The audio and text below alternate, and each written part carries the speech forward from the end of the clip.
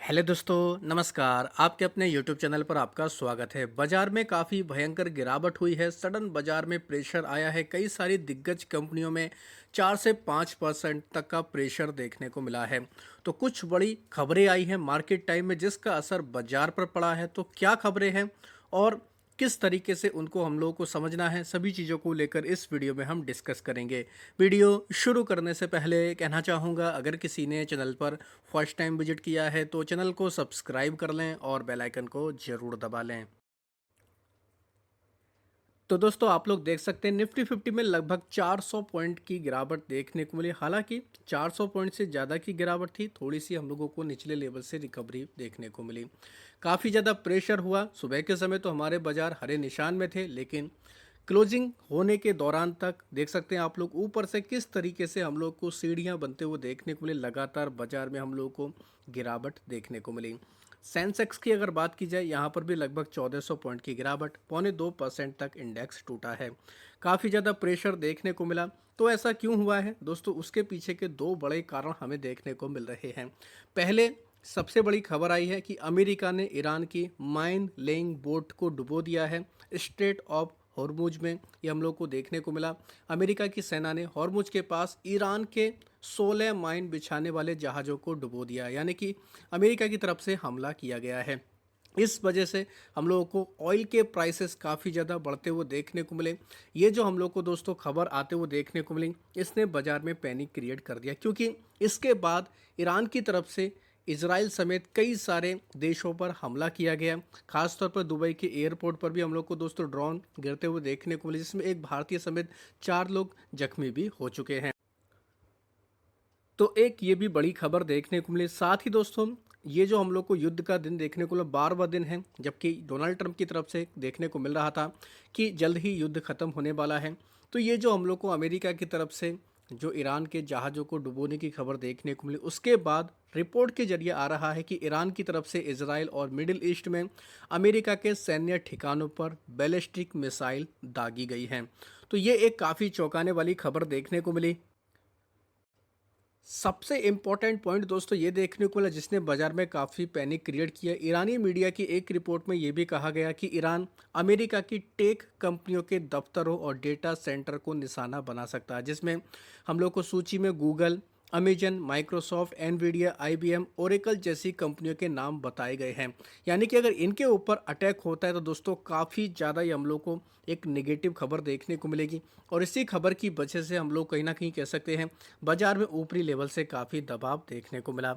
Israel, Dubai और Abu Dhabi में इन कंपनियों के ऑफिस हैं। यहाँ पर इनके डेटा सेंटर भी इनको निशाना बनाया जा सकता है। तो यानी कि कहने का मतलब ये है कि बीच में जो 1-2 दिन हमें खबरें देखने को मिले कि युद्ध में हालात थोड़ा एक तरीके से हम लोग को सुधरते हुए देखने को मिल रहे हैं, युद्ध खत्म होने की कगार पर है। तो फिर से हम लोग को दोस्तों तनाव बढ़ता हुआ देखने को मिल रहा है। और जब भी तनाव बढ़ता है तो दोस्तों ऑयल के प्राइस काफ़ी बढ़ जाते हैं। तो हम लोग को ब्रेंट क्रूड के प्राइस निचले लेवल से आज के दिन काफ़ी बढ़ते हुए देखने को मिले। $93 प्रति बैरल के आसपास ये पहुंच चुके थे। हालांकि अभी 91 के आसपास ये चल रहा है।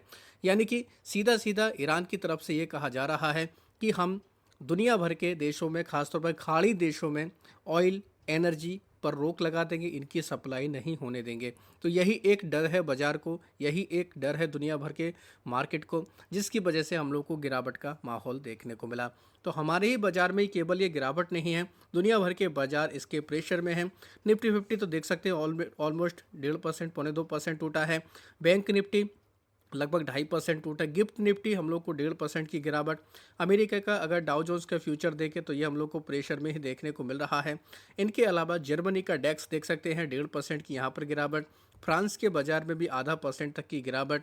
यूरोप के बाजार में भी हम लोग को 1% की गिरावट देखने को मिली। इनके अलावा चाइना के बाज़ारों का हाल देखें तो यहाँ पर भी प्रेशर है। तो ओवरऑल कह सकते हैं दुनिया भर के बाज़ारों में गिरावट का माहौल है।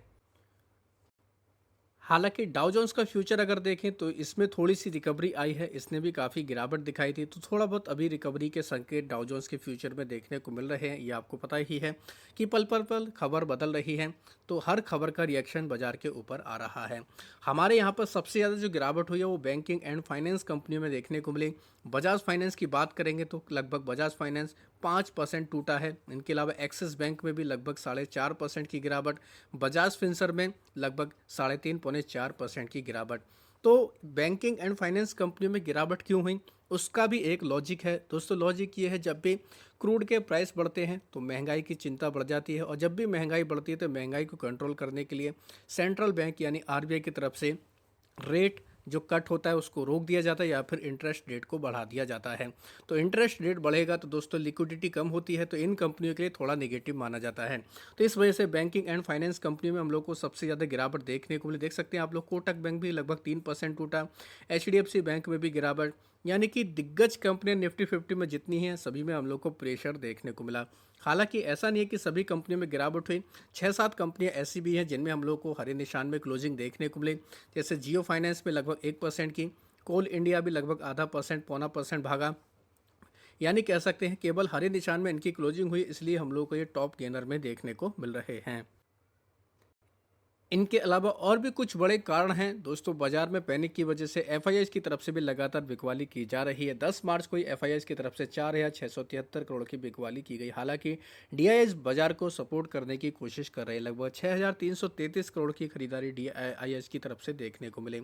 कुछ ये भी है दोस्तों, बीच में बाजार में हम लोग को थोड़ी सी रिकवरी देखने को मिली थी, तो उसका भी मुनाफा वसूली का असर बाजार के ऊपर देखने को मिल रहा है। और मिडिल ईस्ट से जो हम लोग को ये तनाव की खबरें देखने को मिल रही है, इसकी वजह से अनिश्चितता बनी हुई है और बाजार पर इसका भी इम्पैक्ट पड़ रहा है।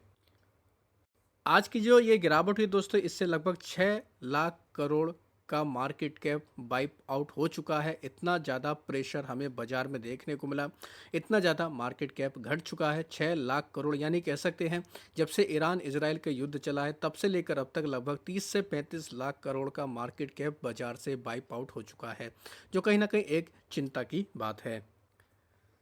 हालांकि अभी अभी जस्ट दोस्तों कह सकते हैं एक अपडेट और हमें देखने को मिला, खबर देखने को मिल रही है कि इंटरनेशनल एनर्जी एजेंसी ये दोस्तों क्या करने वाला है, 400 मिलियन बैरल रिजर्व रिलीज करने पर बातचीत कर रहा है।